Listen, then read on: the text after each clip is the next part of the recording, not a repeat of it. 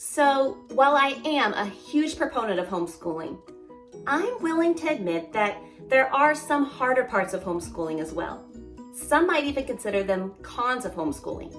So, in this video, we're going to openly and honestly discuss some cons of homeschooling. But take heart, because we're also going to talk about some ways that we can navigate those cons and maybe even turn them into pros. I hope you'll keep watching.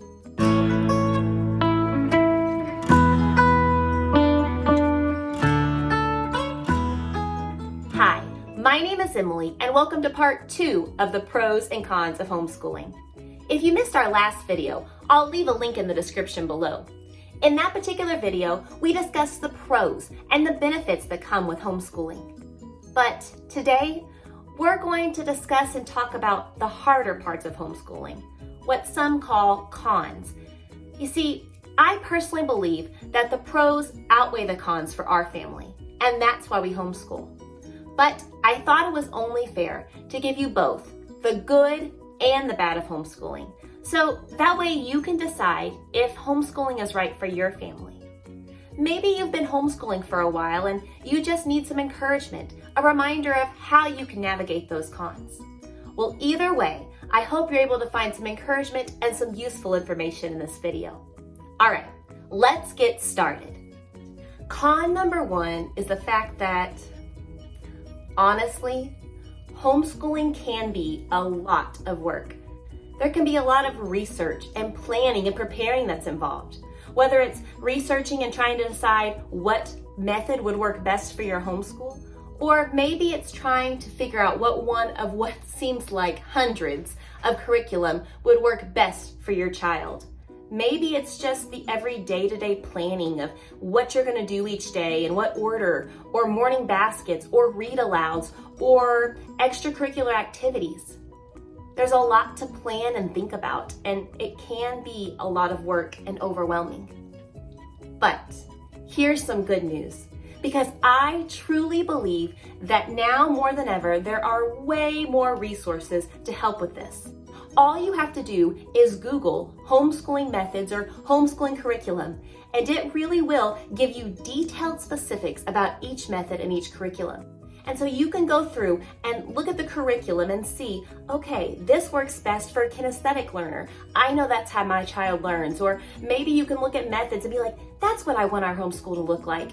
And it's the fact that it gives you the details, it kind of narrows it down and gives you a guide. It helps make that decision a little bit easier. Or maybe you can turn to YouTube.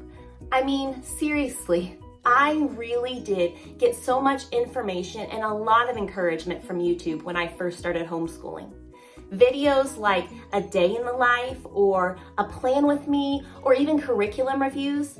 I love watching how other homeschool mamas are going about their day because something about that inspires me and sparks ideas and helps me get some resources of things that I can do for my children and in our homeschool. Maybe you're like me and a homeschool convention would be great for you. You see, something about sitting in classes and seminars and hearing specific tips about different curriculum or a specific method or even just a grade that your child's in, they give you ideas on how to plan and help your child learn and memorize. Or my favorite part of convention is the expo hall. To me, it's like Christmas morning because you go in and you see tables just lined with curriculum, and you can go and pick up that curriculum, flip through it, read it for yourself, and really truly find out if that's the best curriculum for your child. You can ask questions and compare right there in the expo hall. Something about having that hands-on and looking at so many curriculums at one time really does help make that decision a little bit easier. And you know what? The Great Homeschool Convention is going on right now in different places. So they've actually given me a coupon code that if you'll look down in the description below, you can use to save money on your registration. And I encourage you to try it out. I think it's a great resource that would help you with your planning and preparing and help this work seem a little bit more manageable. And one final encouraging thought. You know, even after you've researched and tried to pour your heart into finding out what method or what schedule or what curriculum is right for your child, and then you implement it and you're all excited about it and it doesn't work. It's okay. You've not ruined your child. The great thing about homeschooling is that you can just stop using that curriculum or change your schedule or change your method and try something different. You know, you get to find out what works best for your child. What's the right fit? And so to me, just having that thought of, you know what, even if I try something and it doesn't work, it's okay. I can try again. I'm not ruining my child. To me, that's a great encouragement. And it actually ends up turning it into a pro. Because when I think that I get to try different things until I find the perfect fit for my kid, you know what? That's a pro, because your child is now set up for success. Con number 2 is that there can be a lot of pressure involved with homeschooling. And if you're like me, some of that pressure can come from yourself. Thoughts like, am I good enough? Can I really do this? Am I messing up my child? Those are real thoughts from homeschool moms. If you watched my pros video, you heard me talk about how I was scared to death to teach my child to read. I mean, reading is the building blocks of his education. And what if I failed? Am I causing him to fail in life because I didn't teach him to read well? It really did scare me. But if you're like me, I just want to encourage you by saying, yes, you can do it. And yes, you are good enough. You might think, well, wait a second, you don't even know me. How can you say that? The fact is that I truly believe if God has called you to homeschool, then He will equip you to homeschool. You know what? He's not just gonna say, hey, I want you to do this. I want you to take your children out of school, or I want you to teach them in your home and then leave you to do it by yourself. No, He will be with you, helping you through the process. You know, my mom told me something a little while back. You see, my mom taught at a private Christian school for 29 years, and for some of those years, she even became principal of the school. But my mom didn't have an educator's degree, and so she said she didn't really feel qualified to teach, and she kind of felt like, you know, she really couldn't do it on her own. So she decided that she was going to ask God to help her. You see, she knew that James 1:5 says, if you need wisdom, ask our generous God, and He will give it to you. I believe if you apply this scripture and you ask God for wisdom, that He truly will help you. He will give you the wisdom you need to help homeschool your child and to give them the best education that they need to succeed in life. And finally, maybe you still feel a little unsure about teaching certain subjects. Well, don't be afraid to ask for help. You see, you can outsource. Maybe you could find a co-op or a homeschool group that just teaches that certain subject that you need. Maybe they just teach math and you can take them just there to learn math. Maybe you need a curriculum that is online and there's videos that they can watch to teach, or maybe an online instructor they can work with. Or you can even decide to hire in a tutor. There's no shame in asking for help. You know, not only do we put the pressure on ourselves, but a lot of times we get pressure from those around us. Whether it's a look you get when you mention that you've decided to homeschool your child, or maybe it's not even a look, it's just they flat out make a comment to your face because they seem to think that they know what's best for your child. A lot of times when somebody is critical or skeptical of something, it's because they are not informed themselves. They really don't know the whole picture, or they don't know enough about the situation. And I really do think that most of the time, not all the time, but most of the time, when somebody is critical of homeschooling, they really don't understand the whole picture. They don't understand all the pros and the benefits and what it looks like in your family. And unfortunately, anytime you decide to go against the norm, to not do what everybody else is doing, no matter what it is, it could be anything. It doesn't have to be homeschooling, but if you're deciding to go against what most people are doing, you're normally going to receive skepticism. And one of the ways to kind of help deal with this con, I feel like, is surrounding yourself with people who have the same goals and the same visions for their family as you do. People who are like-minded. Maybe it's getting on Facebook and finding another homeschooling group that is the same curriculum you use or the same method, or it could just be the fact that they homeschool, to be honest. We all need somebody that is going through the same type of things in life and that will encourage you and lift you up and cheer you on. You know, I really hope that this channel can be that for other people, because I want to be the one that encourages and says, you can do it. You got this. Keep going. Don't give up. Maybe it's just meeting with a co-op group or a homeschool group in your area. Something about having that support group and somebody in your corner definitely helps that criticism take a back seat. Another con is the fact that homeschooling can be expensive. Some of the curriculum can be pretty pricey, and when you've bought for multiple children, it can definitely begin to add up. Then if you add on, if you're gonna do a morning basket and those supplies, read alouds, folders and things to keep records, or posters on the wall, your homeschooling supplies, and it can definitely tend to be a con for many people because it can be pricey and expensive. But thankfully, there are a few ways that you can help cut some of those costs.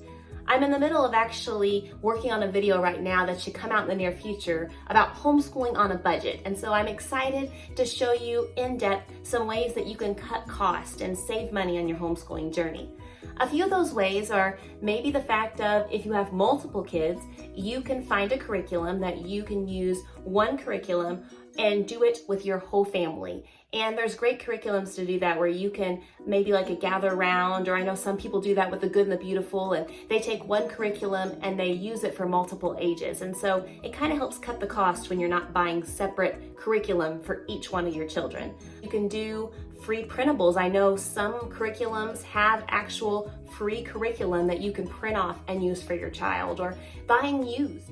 I personally just went to a consignment sale and there were tables full of used curriculum and used learning games that were still in great condition, flashcards, lots of books, and I was able to get great deals on good curriculum and good used items that I can use for my family while saving money. And you know what? Even after you've went the dollar store route and you've maybe done multiple kids for a curriculum and a reused curriculum and bought used, and you've tried your best to cut costs, sometimes it might still cost more. But I want to ask you a question. What do you want to invest your money in? Do you want to invest your money in, things that don't really matter? Nice houses and cars, nothing against those. Those are nice to have if you can have those too. But I personally want to invest my money in the education, well-being, and time of my kids. To me, that's a good investment, and that's a place I want to put my money. So if I'm going to invest in something, I want to invest in something that's important to me. And this kind of investment will bring rewards out of this world. Con number 4 is the fact of there are no breaks. You see, now that you're homeschooling your child, you are on call 24/7. Not only do you have your usual parental duties of keeping your kids fed and clothed and alive and keeping your house in order, but now you are an educator on top of that. You really are working all the time. It's not taking your kids and dropping them off and having someone teach them. You are with them. And not having alone time, as much as I love my children, that can be hard and it can cause a lot of stress. But there are some things you can try to implement and put in place to give you at least a little bit of a break. One of the things we did was in our daily schedule, we put time for quiet time. And so whatever that looks like for your child, maybe they're still the age where they can take a nap. Maybe they're a little bit older and they can read a book or draw a picture, play with quiet toys. For us, it looks like my youngest taking a nap while my older two got to have their quiet time, whether it was watching a movie or playing ABC Mouse. That was their screen time. And while they had screen time, literally on the schedule, it said mom time. And that's the time when I would try to kind of just get away, breathe, maybe, just sit down and drink a cup of coffee, Or maybe it was time when I would try to take care of a task that I couldn't do when the kids were around. Also, maybe you can tag team with somebody. For me, my husband loves golf. And so my plan is for our homeschooling, whenever it gets nicer outside, he is going to take our kids and he is going to play golf with our kids for their PE time.